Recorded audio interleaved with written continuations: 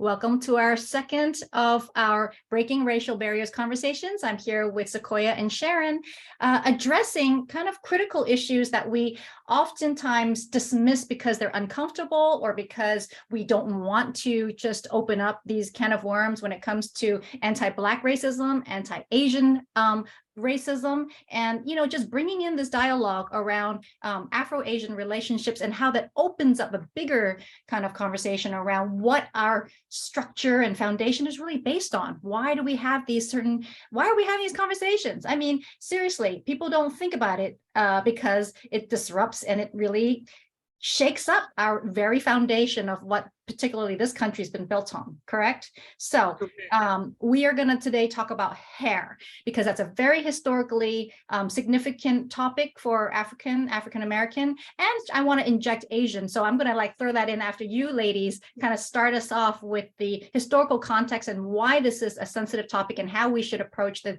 topic of Black hair. Well, Black hair is our crown.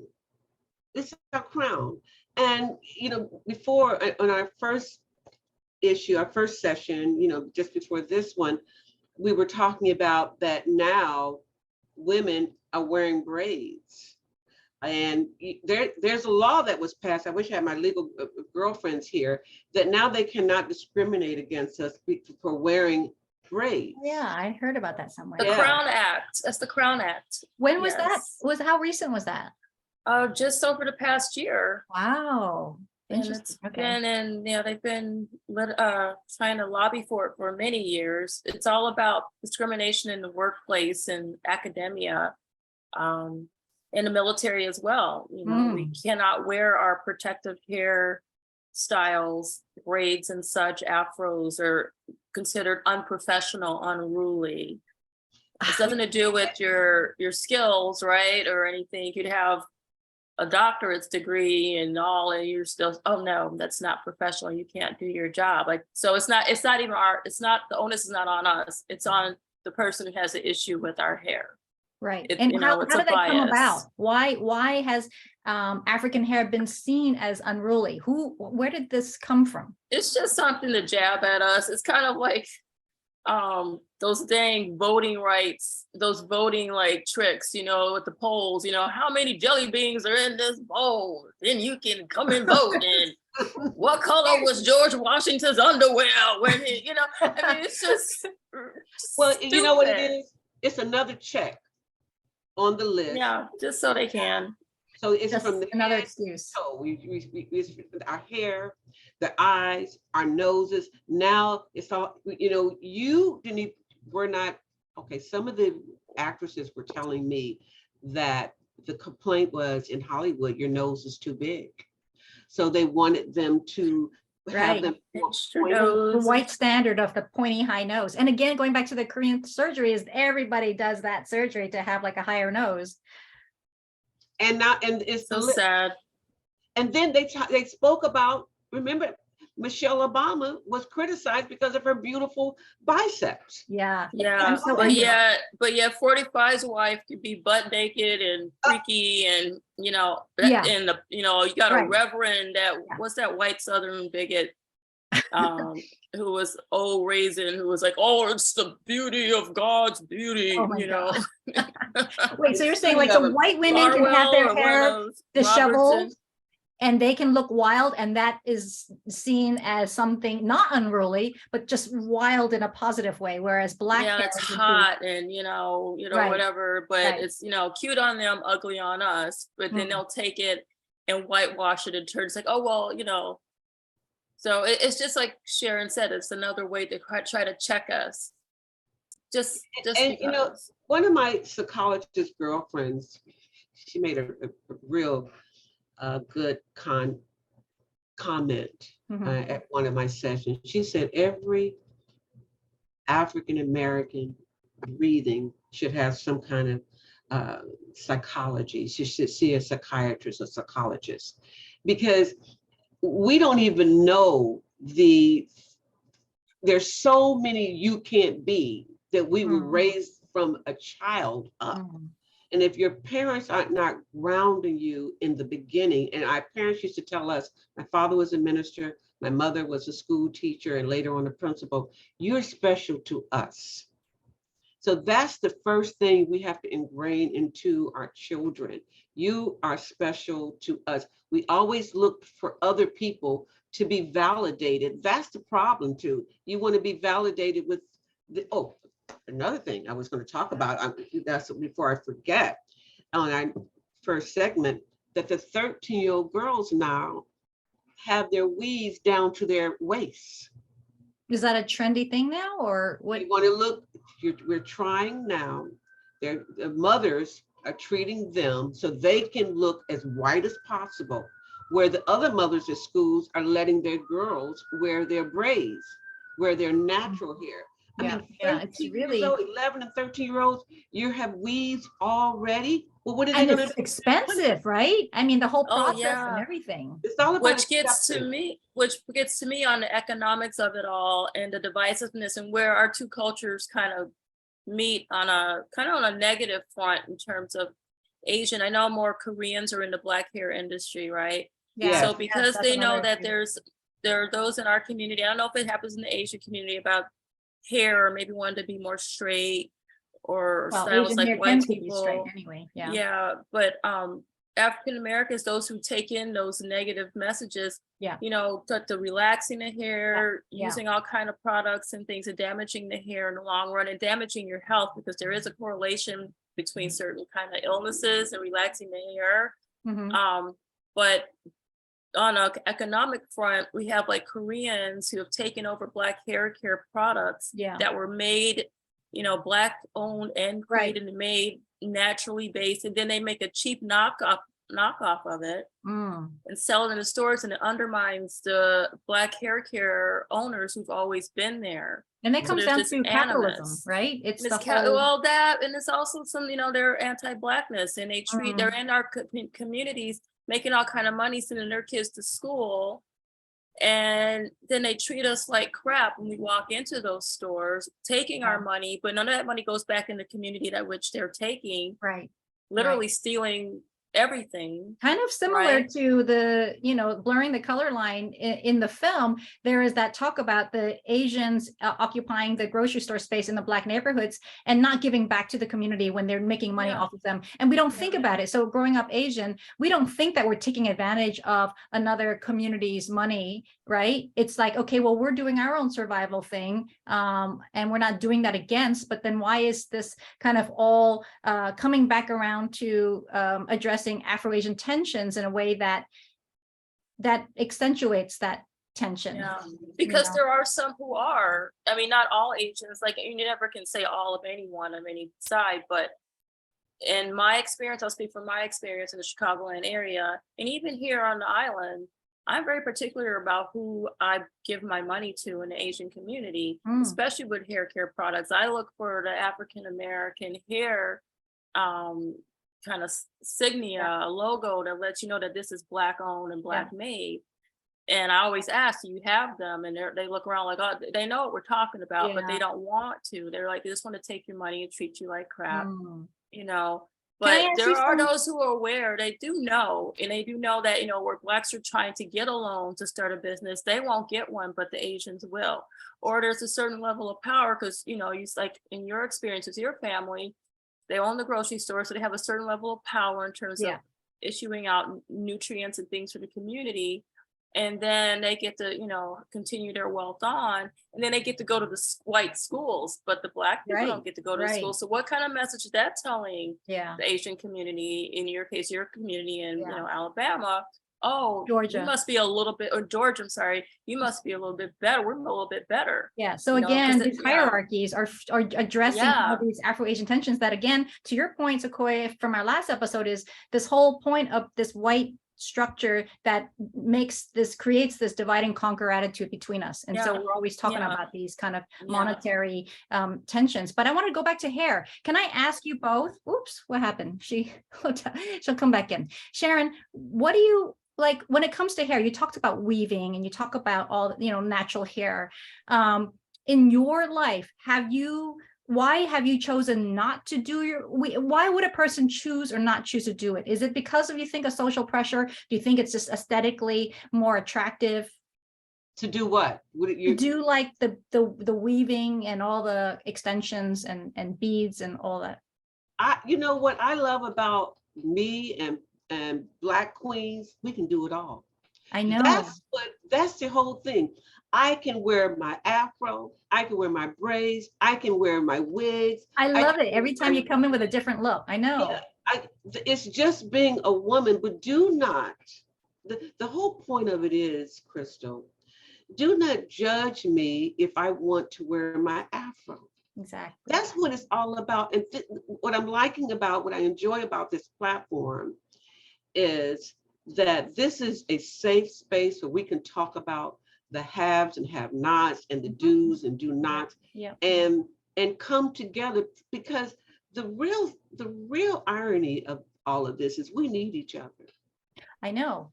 I'm enjoying, working with you and learning more about what you do, and you're finding out things about our culture. School is never out. Yeah. It's never ever out. Yeah. So I like that I can just be me. I can change it up whenever I know. I love it. And you do change it up. I mean, I do literally every day. You're like in another fabulous look. So let me ask you this. As Sequoia comes back into our chat, how do you feel? They always have this topic of cultural appropriation, right? It comes to hair. So are you offended when you see, hi again, Sequoia, we're talking about now, my question to both of you is, when Asians or non-Black people wear extensions that are, similar to looking like with the weaves or something that's associated with Black hair, do you find that offensive as in the cultural appropriation, or do you find it that, well, that's their choice, that's totally fine? How do you guys feel about that? I personally, I don't feel it. I don't feel offensive toward it. I mean, I look at it as, girlfriend, I know you want to be part of me. I know that you would love to be, have this queenly look. So I take that as a compliment sometimes. It's only when that I take offense if you hold that against me. When I show up to an interview, if I want to wear my braids, if I show up to wear my natural hair, and I can do the job, because we are taught from very early on, you have to show up 20 minutes before anyone else, and you have to be on time, and you have to work harder, and you have to be smarter. So it's just a part of being a Black woman in this society. Yeah, yes, all back to like we talked about with the eyes and the westernizing the eyes, trying to be as similar as possible to assimilate, right, to this power structure, what they prefer. In these kind of spaces that we all navigate as people of color. So I don't get offended. It's a mix. It saddens me when it depends, when I see an African-American woman that I know has been whitewashed. She's doing it because she's whitewashed. There's a difference between being whitewashed and doing it and just appreciating it's just another accessory for your look, because so how do you draw the line? We love doing that. And, and it's different. Draw the line? Yeah, how do you know which way it is for that person? You have to let, because each of us are on our own journey, especially for hair and those who want to go back to natural. There's a movement about going back to natural or not. And I did it long ago. I like to accentuate with pieces and things and mix it up, and traditional African hairstyles as well. But I find that it depends on the space. When I wear my hair natural, I use it as a test to find out how white are these spaces really are. So when I'm wearing my hair with a piece or pulled back, acceptable, less threatening to someone, I get treated relatively well, okay. But then when I go natural, where my fro, all of a sudden I'm Black power, I'm angry, people, the energy is way different. It's in white spaces, constructed white spaces. And even sometimes amongst my own community, I'll have, You know, some in my own family, like, oh, why are you doing that? You're not going to get a job with hair like that. You're not, you know, kind of old way of colonized thinking. I'm like, well, I'm not about that. I don't care about that. You know, That's this is, if I want to rock a fro, I'm a rock a fro. Yeah, this is why I really admire my girlfriends. All they wear is their hair natural in braids. And they are high achievers, but they're so confident. If you don't like it, there's two people over here who do. You own it. But and, you know, you want to go where you are appreciated, not tolerated. Screw the people who see you as something else and judge you because of that. But can I just add one more comment? Coming from like a person who grew up with only straight hair, and when I used to kind of, you know, my mom used to give me perms just to have a little body because it's like, you know, like I complain it's too flat, but I've never thought about embodying black hair to like, how would I work with my hair given, you know, the texture of black hair every day? And that's the thing, like when you're in a body with your hair, you don't think about other people's hairs. And it's the same as skin color, same as body shape or race. We don't think about other people and the things how you navigate that thing, right? Whatever it is, the texture of that, whatever we're talking about. But so back to being an Asian and thinking about black hair, I think that we as Asians have to kind of take a step back and think about historical context to black hair and why that's sensitive and something we should respect. I never grew up thinking about that. And I think I appreciate this conversation here because then it makes me realize like, wow, you know, there's much more to hair than just the kind of the ideas of cultural appropriation that we talked about, you know, the trends and what you do to have weaves and different things for fun, but it's embedded with so much more. And I hope we can extend this conversation to our event that's coming up. Sharon, I think you're really good at kind of reminding everyone what our event is. Oh, Breaking Racial Barriers panel discussion and tasting event. This is a must-attend event at the Pacific Club, Thursday, February the 9th from 5 p.m. to 8 p.m. This is the type of event that we need people at that can continue these conversations in the workplace, in your homes. This is one of our special guest speakers. We have attorney Andre Wooten. He's a civil rights attorney. He's won many cases. He and his wife, Daphne Barbie, Wooten, many cases, civil rights cases. You know, people think that there's no racism here in Honolulu because this is where we have rainbows and the sun, the rainbow kisses your skin and the sun is out every day. People are people everywhere you go. So back to our event. And what I'm loving about this, when we have our event on Thursday, February the 9th, there's going to be a follow-up film that people will have a chance to come and to the Doris Duke Theater, Blurring the Color Line, Friday, February the 10th at 7 p.m. Sequoia is going to be one of the entertainers there. Thursday, and there's a follow-up to Blurring the Color Line, Thursday, February the 16th at 2 p.m. This is a must-attend event on Thursday the 9th and on Friday the 10th. And you can add more to it on Sequoia. We've got some wonderful swag bags and good food. We're gonna have signature cocktails and what else? Well, our other speaker is that retired Rear Admiral Grocki, Alma Grocki, Grocki. Okay, I hope I say your name correctly. So I'm interested to hear her perspective navigating as an Asian American woman. In the military. In the military. Very interesting. So we're talking sexism and racism. Very interesting. And she was referred to us, not to cut you off, Sequoia, but the retired Brigadier General, a dear friend of mine, Suzanne Lum, was our guest speaker. And she has so many wonderful stories to tell about her being in the military. But she referred Rear Admiral Alma to us. And she graciously, immediately, when we told her about the subject line, she was on board immediately. Because there's such a lack of this conversation. Nobody talks about Afro-Asian. We all say, okay, it's out there. Oh, on the mainland, there's a lot of violence against Asians and they're blaming all the Black people, or why historically has anti-Blackness been perpetuated, and how these conversations so desperately need to be kind of coming together in a safe space to have these critical conversations. So yeah, I hope we all can be there again on February 9th, but we'll keep reminding people with this space is for us to converse and to tease out ideas that are relevant to all of us and how we embrace this and how these reveal deeper issues around racism. So until next time, ladies. Next time. Aloha. All righty.